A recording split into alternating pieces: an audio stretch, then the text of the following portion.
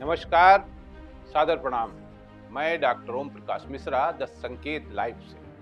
वैसे तो कहा यह जाता है कि राजनीति और धर्म दोनों अलग अलग विषय हैं, अलग अलग रास्ते हैं। दोनों को अपने ही काम करने चाहिए, न कि एक दूसरे में हस्तक्षेप। लेकिन ये कहना अब पुरानी बात हो चुकी शायद। अब तो राजनीति और धर्म का चोली दामन का साथ हो गया है। धर्म के सहारे ही अब चुनाव जीतने के मंसूबे पाले जाते हैं और इसमें सफलता भी मिलती रही है। राजनीति में धर्म का प्रवेश हो जाए और धर्म के जरिए राजनीति परवान चढ़ने लगे, यहाँ तक तो बात समझ में आती है। लेकिन जब धर्म ही राजनीतिक में घुस जाए तथा राजनीतिक और उसमें से भी खास तौर से सत्ता दल धर्म को ढाल बनाकर राजनीति करने लगे, तो फिर सब कुछ गुड़गोबर हो ही जाएगा। जैसा कि कथित महाकुंभ में हुआ।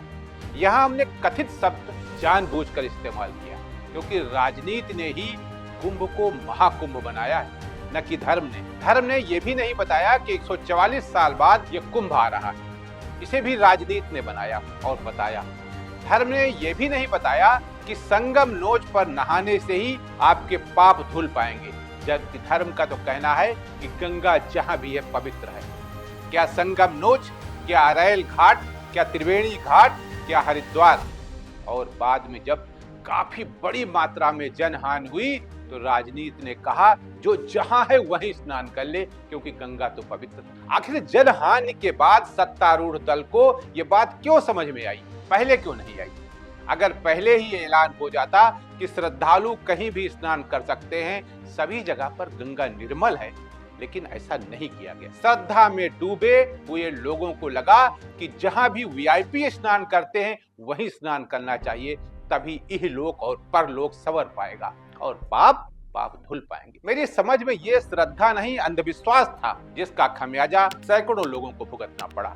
अब चूंकि धर्म में राजनीति घुस चुकी थी, इसलिए धर्माचार्यों, शंकराचार्यों, मठाधीशों की आवाज को वीआईपी मूवमेंट में दबाकर रख दिया गया। नतीजा यह निकला कि हर कोई वीआईपी बनने को आतुर हो गया, हर कोई पास धारक बन गया और सायरन बजाकर निकलने लगा।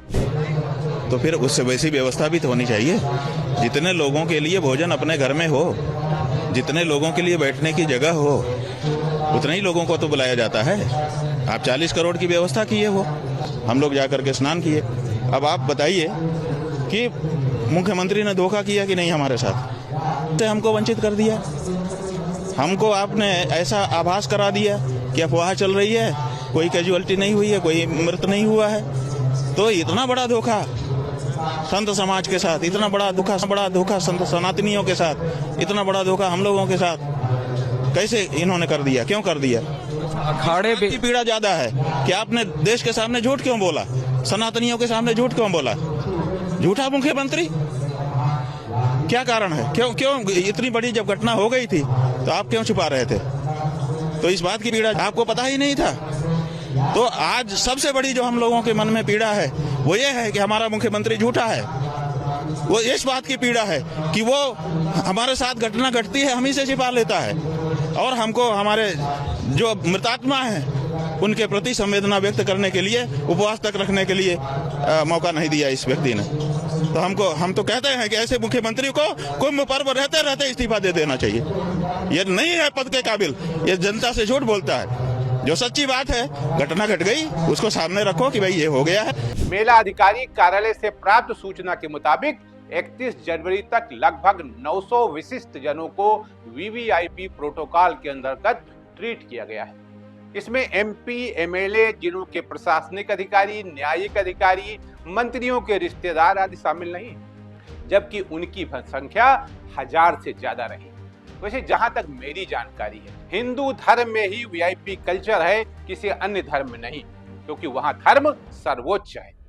आप सबको याद होगा कि भारत के एक राष्ट्रपति रहे, सिख परिवार से थे, ज्ञानी जैल सिंह। उनको धर्म संसद ने अमृतसर के स्वर्ण मंदिर के बाहर जूतों की रखवाली के लिए लगा दिया था। यह है धर्म की ताकत। वहां धर्म सर्वोच्च है और हमारे यहाँ राजनीति सर्वोच्च।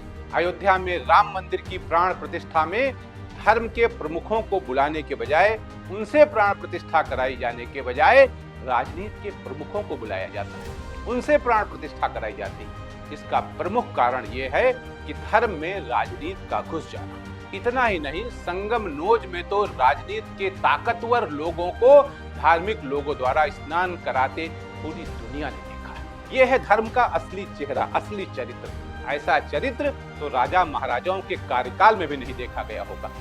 सही माने में यही वीआईपी कल्चर। इसी वीआईपी कल्चर की भेंट चढ़ गया कथित महाकुंभ, क्योंकि 100 मीटर के रास्ते में से 50 मीटर तो आरक्षित था वीआईपी के लिए, जिनकी संख्या 145 करोड़ के देश में 0.1% भी नहीं। आखिर मंदिरों में ही वीआईपी दर्शन की अलग से व्यवस्था क्यों होती है? मस्जिदों में क्यों नहीं? गुरुद्वारों में क्यों नहीं? चर्च में क्यों नहीं? क्या इसलिए कि हिंदू 80% है? क्या इसलिए कि हम भगदड़ की मौत को भी सिर्फ मुक्ति मान लेते हैं? मरना सबको है, पर कोई गंगा के किनारे मरेगा तो वो मरेगा नहीं, मोक्ष पाएगा। यहां मरे नहीं है कोई। हाँ, ये है कि असमय चले गए तो दुख है, पर जाना तो सबको है। ये बात तय है कि कोई 20 साल बाद जाएगा, कोई 30 साल बाद जाएगा। हमें भी जाना, तुम्हें भी जाना। वो असमय चले गए तो इस बात का दुख है, लेकिन उनकी मृत्यु नहीं हुई है। सच कहें, उनको मोक्ष मिला है। ये भक्ति नहीं, ये श्रद्धा नहीं, ये विश्वास नहीं, बल्कि अंधभक्ति है, अंधविश्वास है। और उसका कारण है कि हमारे पास सोचने, समझने और विचार करने की शक्ति नहीं।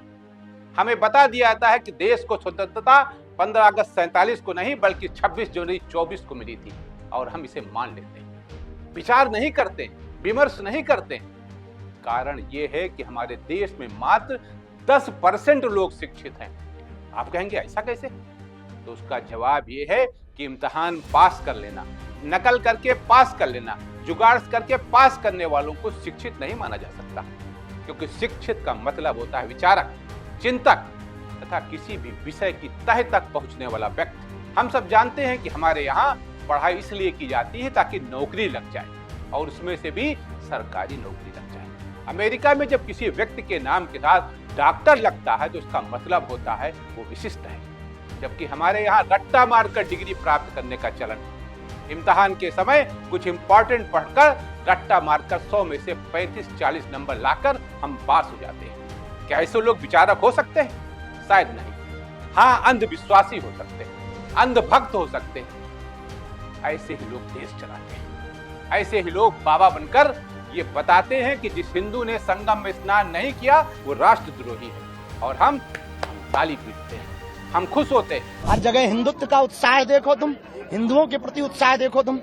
इसलिए हर व्यक्ति को आना चाहिए। जो नहीं आएगा वो पछताएगा, वो देशद्रोही कहलाएगा। कल मौनी अमावस्या को विचार भले ही मौन हो गए, पर वो वाणी भले ही मौन हो गए, पर विचार क्रांतिमय हो गए। The next day। निश्चित रूप से बहुत ही दुखित, हृदय विदारक, आत्मा को झंझोरने वाली ये घटना मौनी अमावस्या के दिन हुई है। चूंकि पूर्ववत वीडियो से हमने सबको आवाहन किया था, सावधान किया था कि यहाँ भीड़ बहुत बढ़ गई है, जो जहाँ है वहीं से स्नान करवें, ताकि किसी भी प्रकार की अनहोनी ना होवे और लोगों को सनातन धर्म पर मजाक बनाने का अवसर ना मिले। वर्तमान में हो रही जो उस भगदड़ के ऊपर राजनीतिक टिप्पणियां हैं या लोगों के द्वारा दी जाने वाली टिप्पणियां हैं, हम यही प्रार्थना करेंगे अपने हनुमान जी से, भैया उन सबको सद्बुद्धि दें। शव और शिव टिप्पणी का विषय नहीं है। शव पर राजनीति नहीं करनी चाहिए और शिव पर भी राजनीति नहीं करनी चाहिए। तो यही प्रार्थना है कि आप सब ये प्रार्थना करें कि हमारी सनातनी परंपरा, देखो सनातन का मजाक होगा तो भारत का मजाक होगा, भारत का मजाक होगा तो भारत कभी विश्व गुरु नहीं बन पाएगा और दुनिया की नज़र में हम कभी प्रकाशित नहीं हो पाएंगे। इसलिए ये विषय सबके साथ रहकर इसको संभालने का विषय है, अपितु मिटाने का विषय नहीं है, जग हंसाई करवाने का विषय नहीं है, सबको डांडस और आत्मबल देने का विषय। तो हिपोक्रेसी क्या होती है? बड़ा सिंपल है। देखिए, जो अंतर्मुखी व्यक्ति होता है उसको कभी हिपोक्रेट कोई नहीं कहेगा। हिपोक्रेसी का संबंध केवल बहिर्मुखी व्यक्तियों से होता है। क्यों? जो ढिंडोरा बहुत पीटते हैं, खूब गाते हैं, गाना बजाना करते हैं। सियाने लोग चुप रहते हैं, बोलते नहीं है ज्यादा। ये कथित धर्म रक्षक, हिंदुत्व के ठेकेदार तथा सनातन की अलख जगाने के नाम पर दूसरों को ठगने वाले जब हिंदू राष्ट्र बनाने की बात करते हैं तो सहसा हंसी आ जाती है और मन ये सोचने को मजबूर हो जाता है कि आज अपने देश में धर्म की कितनी दुर्दशा राजनीति के द्वारा हो रही है। और उसका सबसे बड़ा कारण है हमारे देश को किताबों से चिढ़ हो गई। अब हम किताबें नहीं पढ़ते, सोशल मीडिया पर जो परोसा जा रहा है उसे हम किताबों का निचोड़ मान ले जाते हैं। सोशल मीडिया पर बताया जाता है कि महात्मा गांधी को जिसने मारा था नाथूराम गोडसे ने, अभी 30 तारीख को 30 जनवरी को उनकी हत्या की गई थी। अब उसको आप हत्या को छोड़ दीजिए, आप कह देंगे कि नहीं ये हत्या नहीं थी, ये तो वध था। तो वध और हत्या का डिफिनेशन आप तलाशिए, तो मैं नहीं तलाश सकता। लेकिन अब ये बता दिया जाता है व्हाट्सएप यूनिवर्सिटी के जरिए कि नाथूराम गोडसे ने जो किया था वो बिल्कुल सही किया था, क्योंकि गांधी की विचारधारा हिंदू को विरोधी थी। वहीं से हमें ज्ञान प्राप्त करते हैं हम लोग, वहीं से हमें बताया जाता है कि नाथूराम गोडसे ने की हत्या जो की वो सही की। वहीं से हमें बताया जाता है कि वास्तव में देश को आजादी 14 में मिली। वहीं से हमें बताया जाता है कि अमृत काल चल रहा है, अमृत स्नान भी वहीं से होकर आता है। वहीं से हमें बताया जाता है कि बाबा पर्ची निकालकर भविष्य बताते हैं, लेकिन ये नहीं बताते हैं कुंभ में मौनी अमावस्या को कुछ अनहोनी हो सकती है। अरे ये भी तो बता सकते थे। सत्तारूढ़ दल के इशारे पर राजनीति करने वाले और धर्म का स्वांग करने वाले ये बाबा जो पर्ची निकालते हैं, इनका हमने एक इंटरव्यू किया था, इनकी बोलती बंद हो गई। लेकिन हम लोग इस पर विमर्श नहीं करते, विचार नहीं करते, चिंतन मंथन नहीं करते, बस विश्वास करते हैं, क्योंकि हम साक्षर हैं, डिग्रीधारी, शिक्षित नहीं। कितनी अजीब बात है कि जिस भारत ने दुनिया को ज्ञान दिया वही आज ज्ञान का अभाव है हमारे देश के पास। हमारे पास डिग्री है, सर्टिफिकेट है, लेकिन ज्ञान नहीं है।